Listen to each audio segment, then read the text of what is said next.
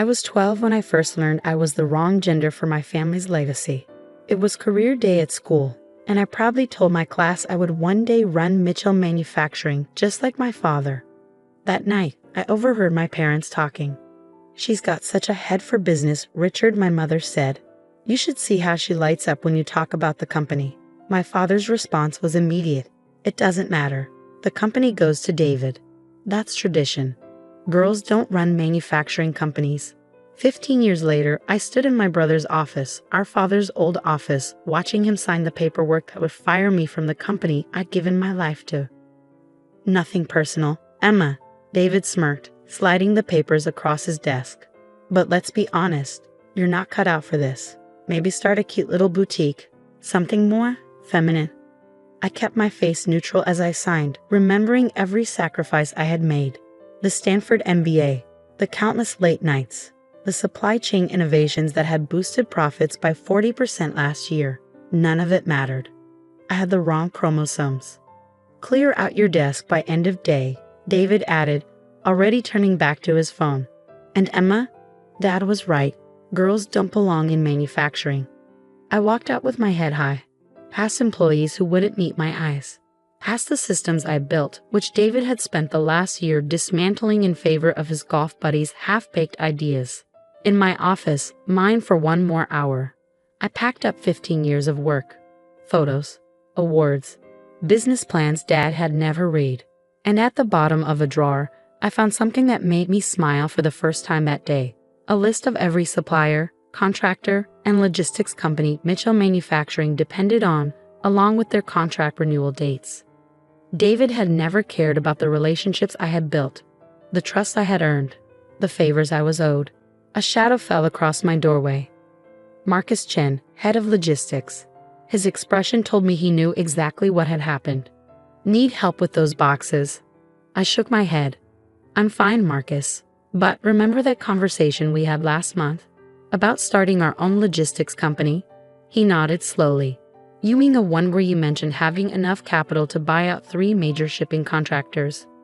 I pulled up an email draft I prepared months ago when I first saw this day coming. "How would you like to be COO of Summit Logistics? Incorporated last week, fully funded, ready to start operations." His eyes widened as he scanned the business plan. "Emma, this could control the entire regional supply chain. If you got the right contracts. You mean the ones up for renewal? The ones David doesn't even know are expiring?" Understanding dawned on his face. "You've been planning this for years," I admitted.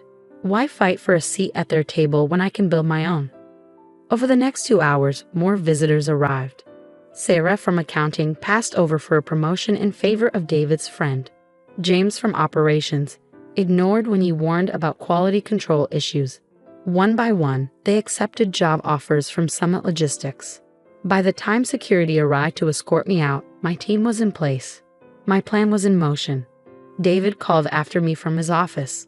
"Goodbye, Emma. Some people just aren't meant for real business." I smiled, knowing it would infuriate him. "Goodbye, David. Give my best to Hansen Shipping while you still can." The confusion on his face was priceless. That night, I sat in my home office, surrounded by the silly girl thoughts that would soon revolutionize regional logistics. My phone buzzed. Jack Hansen, CEO of Hansen Shipping, confirming our Monday meeting. I looked at the old photo on my desk. Dad standing proudly beside David, his hand on his son's shoulder. Me slightly off to the side, always edge out of the frame. "Girls don't run manufacturing companies," Dad had said. He was right. I wouldn't be running a manufacturing company. I'd be running the entire supply chain they couldn't survive without. Monday morning arrived with a flurry of panicked texts from David. I ignored them, focusing instead on the Hansen Shipping contract spread across my new conference table. "Emma, this is brilliant," Jack Hansen said, reviewing our proposal. "Real-time tracking, optimized routes, consolidated shipping lanes. This could cut costs by 30%. The same proposal I gave Mitchell Manufacturing last quarter," I said, before they dismissed it as overcomplicating things. "Their loss, our gain." Jack signed with a flourish. "Summit Logistics is now our exclusive regional partner." As if on cue, my phone buzzed again. I picked up. "What the hell did you do?" David's voice was shrill. Hanson just canceled our contract. Did they? How unfortunate. I heard they signed with some new logistics company. Summit something. You're behind this. Behind what, David? A better business model? Isn't that what you called real business?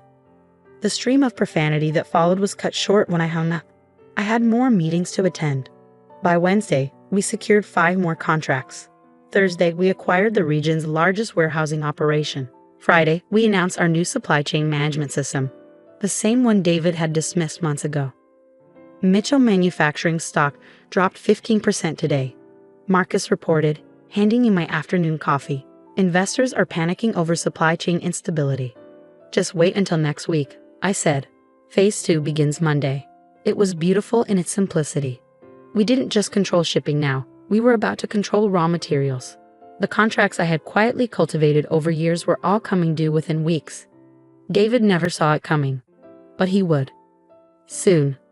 Emergency board meeting, Sarah announced, skimming her tablet. Mitchell Manufacturing is in crisis. Unprecedented supply chain disruptions. Their words, not mine. I could picture it perfectly. David, pacing the office he stole, fumbling for excuses as furious board members demanded answers. He blamed everyone but himself, never realizing his own arrogance had created his worst nightmare. The next few weeks were a masterclass in strategic dismantling. Every supplier Mitchell Manufacturing approached, we offered a better deal. Every shipping route they tried to secure, we optimized a competing one. Piece by piece, the empire they took for granted crumbled. Then finally, the call I'd been expecting. Emma, my mother's voice was hesitant. We need to talk. I let the silence stretch. About? The company. Which one, Mom? Mitchell Manufacturing or Summit Logistics? Because only one of them is thriving. A pause. Your father, he never meet. Never meant what? I cut in, to dismiss every idea I had, to hand the company to David just because he was a man, to let him run it into the ground while he ignored every warning. More silence. Then softly, the board meeting is tomorrow. David, he's going to lose his position. The shareholders are furious. I almost laughed. Sounds like a personnel issue. Nothing to do with me. Please, Emma, he's your brother. Funny, he wasn't my brother when he was firing me and mocking my business ideas. I hung up, no regret, no second thoughts. But her words lingered, not because I felt any obligation to save David, but because tomorrow's board meeting wouldn't just mark my victory. It would determine whether I settled for winning or claimed total dominance. I picked up my phone. Jack, remember that expansion plan we discussed? Move it up. We announce it at 9 a.m. tomorrow. The next morning, I watched the Mitchell Manufacturing board meeting via video link, an easy arrangement when you control a company's entire communications infrastructure. David looked terrible. His usual crisp suit was wrinkled, his hair unkempt. He stood before the board, floundering as he tried to explain Mitchell's 40% drop in value. We're exploring alternative supply chain options, he stammered, reaching out to new partners. There are no new partners, a board member interrupted. Summit Logistics has locked up the entire regional network. They just announced a $200 million expansion. Face it, David, we're dead in the water. David tugged at his collar. Maybe we could reach out to Summit. Try to negotiate. The boardroom door opened. Oh, now you want to negotiate? Every head turned. I stepped inside, my Summit Logistics ID badge gleaming.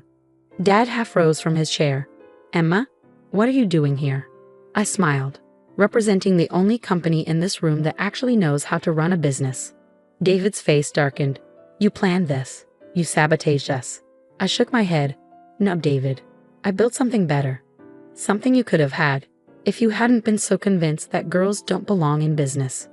I laid out my offer. Fair, more than fair, really. Summit would absorb all employees, preserve the Mitchell name on key product lines, and ensure the company's legacy continued.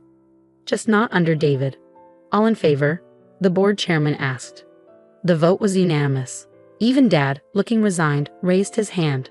David lurched to his feet. This isn't right. Dad, tell them. Dad's voice was heavy. It's over, son. He turned to me. Emma, I was wrong. About everything. I met his gaze without flinching. Yes, you were. Then I turned to leave, but paused. Oh, and David. Don't bother packing your office. I had it cleared out this morning. Try not to feel too bad. Some people just aren't meant for real business. His own words thrown back at him. The perfect ending to a plan 15 years in the making. That evening, I sat in my real office, earned through skill, not chromosomes. Framed on the wall was my first act as CEO. Mitchell Manufacturing's stock certificate. Sarah appeared in the doorway. Your father is here. He looked older than I remembered. Smaller somehow. The company, he started, is thriving, I finished. No thanks to your outdated ideas about who should run it. He exhaled. I'm sorry. I arched a brow. For what? Not believing in me. Dismissing me? Handing the company to David without a second thought? Each accusation landed like a weight. For all of it, he admitted. For underestimating you. For thinking talent had anything to do with gender. I studied him, searching for insincerity. I found none. Well, I said finally, at least you're learning. He nodded. I am. Then, hesitating. That's actually why I came. I want you to meet someone. A young woman rolled in beside him, a wheelchair-bound engineer with sharp eyes and an air of quiet brilliance. Emma, this is Jessica Chen, Dad said, a manufacturing prodigy from MIT. I thought you should hear her out. I raised an eyebrow, and why is that? He actually blushed, because when I saw her proposals, I realized something. I remembered all the ideas of yours I never read, and I didn't want to make the same mistake twice. Jessica looked nervous but determined. Mr. Mitchell said you might be interested in my AI integration models for production efficiency. I smiled. I am, but first, tell me about yourself. Not your gender, not your disability, just your vision for the future of manufacturing. Her eyes lit up. As she launched into her ideas, I caught Dad watching us, pride and regret warring on his face. Later that night, Mom stopped by my office. I saw David today. How's customer service treating him? I smirked. She sighed. He's humbled, and he wanted me to give you this. She handed me an envelope. Inside was a handwritten letter. Emma, I spent years believing I deserved success just because of who I was. You proved that success is earned. You built something incredible, and you beat me fair and square.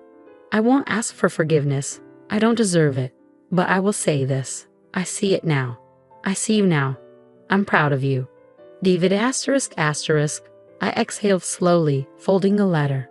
I didn't need his pride. But maybe, just maybe, I'd appreciated it. Smiling, I turned back to my desk. There was still work to do. After all, this empire wasn't going to build itself. And now everyone knew exactly whose hands it belonged in. I read the letter twice, then picked up my phone. David, be in my office tomorrow, 8 a.m. sharp. Bring your customer service reports and any real ideas you've gathered from actually listening to our clients. The next morning he walked in. Gone was the overconfident CEO swagger. In its place was something quieter, humbled. Sit down, I said. Tell me what you've learned. For the next hour, David laid out a detailed analysis of customer complaints, supply chain inefficiencies, and possible solutions. He hadn't just done the work, he'd understood it. Not bad, I said when he finished. How would you like to head up our new customer experience division? His eyes widened. You trust me with that? Trust is earned, just like leadership. Just like respect. That's how this company works now. And it did. Over the next year, Mitchell Manufacturing became something neither Dad nor David had ever envisioned. Jessica's AI-driven production systems transformed our efficiency. David's customer-first strategies rebuilt our reputation. Summit Logistics remained an industry powerhouse. But the real transformation, that happened in the company's culture. Walk into any Mitchell Manufacturing facility now, and you'll find leadership built on talent, not tradition. You'll see Jessica mentoring a new generation of engineers, David working alongside her, learning instead of dictating, and Dad, semi-retired, but still watching with something between pride and regret. Your latest article's making waves, Marcus said one morning, tossing a magazine onto my desk. The cover showed me standing on the factory floor. The headline read, The Manufacturing Maven. How Emma Mitchell revolutionized an industry while breaking glass ceilings. Marcus grinned. Best part is the sidebar about our mentorship program. The Mitchell Future Leaders Program, my passion project. It opened doors for brilliant minds often overlooked due to gender, disability, or background. Like Jessica, who was now guiding pre-promising engineering students. Dad called it expensive charity at first, I mused, until he saw the innovations coming out of it. Speaking of Dad, Marcus gestured toward my office door. He stood there, holding a familiar leather portfolio, the same one that had once contained my business proposals, the ones he'd ignored. I found these while cleaning out my old office, he said quietly. Finally read them. They were brilliant, Emma. They still are. I'm sorry I couldn't see that sooner. I took the portfolio, flipping through the ideas that had built my empire. Want to hear my latest proposal? Expanding the mentorship program internationally. He sat down, eyes filled with something I'd never seen before. Respect. Tell me everything. And so I did. Because sometimes the best revenge isn't proving someone wrong. It's proving yourself right. Again and again. Until even the deepest prejudices crumble under the weight of undeniable success. David stops by my office every Friday now, not as the entitled hare he once was, but as someone who finally understands what real leadership means. You know what I realized? He said one afternoon. When Dad said, girls don't belong in business, he wasn't just wrong about you. He was wrong about business itself. It's not about gender or control. It's about vision, I finished. About building something that lasts. About recognizing talent, wherever you find it. He nodded. Thanks for teaching me that, even if your method was dramatic. I smiled, thinking back to the day I took his company from him. Some lessons are meant to hurt. On my office wall, my old termination papers still hang beside my stock certificates, but now they're surrounded by something even more important, photos of our diverse leadership team, of our mentees of the future we're building. And in one, David and I stand side by side on the factory floor, not as rivals, but as leaders. Because the greatest victory isn't just proving someone wrong about you. It's helping them be right about everything else.